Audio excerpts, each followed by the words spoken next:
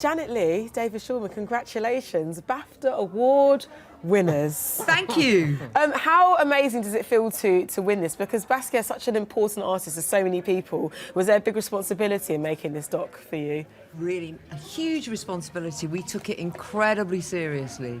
It took us months to get the Basquiat sisters to talk. They've never talked before.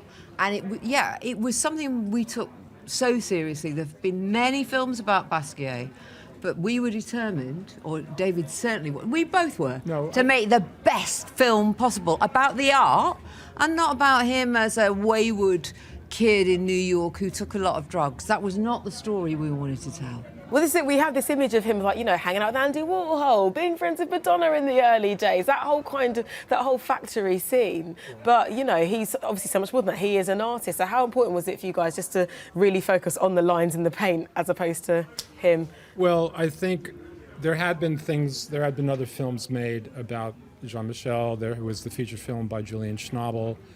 And I watched everything that I could.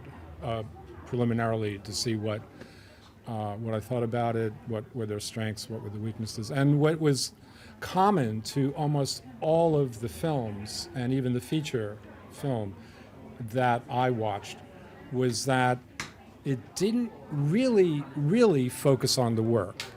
It focused on, in the case of, well, I won't go into a specific critique of the Julian Schnabel film, but what you guys are the winners. But what was missing was really a focus on the work and a focus on his the day-to-day challenges he faced as an artist and against racism in New York at the time.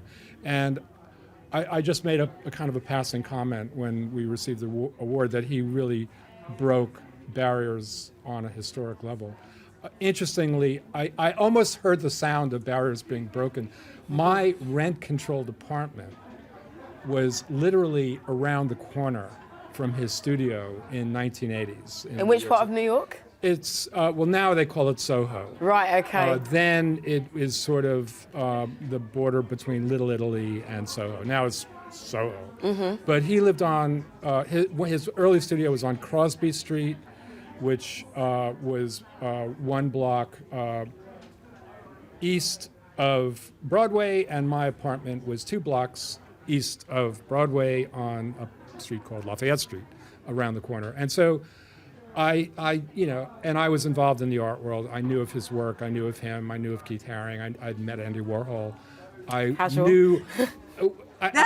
Amazing, incredible. He was the right man for the job, right? Yeah, well, this is it, yeah. And also within the story of Basquiat and his battle against racism, there's a story that has a very powerful story about Michael Stewart, a young artist who happened to be killed by police at the time. He happened to be a black artist, but he may have been killed because he had accused of writing graffiti.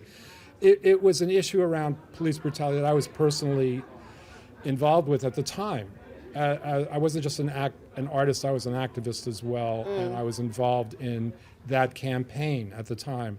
Hadn't met Suzanne Malouk, who talks about it, hadn't met Basquiat in relationship to it. But it was my experience of New York City at the time and my familiarity with the New York art world. So it was an incredibly exciting project. And told through a very true lens, clearly. I knew some of the people, and some of the people I interviewed actually remembered me from back in the day. And that was pretty surprising. Janet's like, hi, imagine you with your old haircut. Well, my hair, actually, funny you should say that. It used to be you down. read my mind, Clara. It used to be down. There used to be more of it. Okay. And B, it used to be down to the middle of my back. Wow. But wow. Well, look, well, for the hair that's not there anymore, we have a BAFTA to make up for it. Well, some of it. Wait a second. For some of it. It's such a privilege. I can't, But what a joy. It's an absolute joy. And I have to say, we had some very stiff competition. I mean, Blue Planet, David Attenborough. I mean, I would kiss the man's feet. I didn't think we had a hope in hell.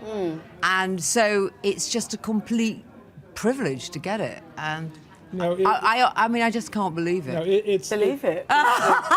It is Well, still, I'm going home with it. It is still in the process. There's no out of body moment. Yeah. It's an out of body. It's definitely an out of body Life. evening. I mean, it's an unfolding out of body evening. People said to us, "Don't prepare a speech." You know, Yeah. but it just shows you never know what can happen. And it was such a privilege to make the film. Well, he's such a It was vital like, artist. it was like the best project ever, and we had so much fun and such joy to make. So then to finally get an award at the end of it, wow.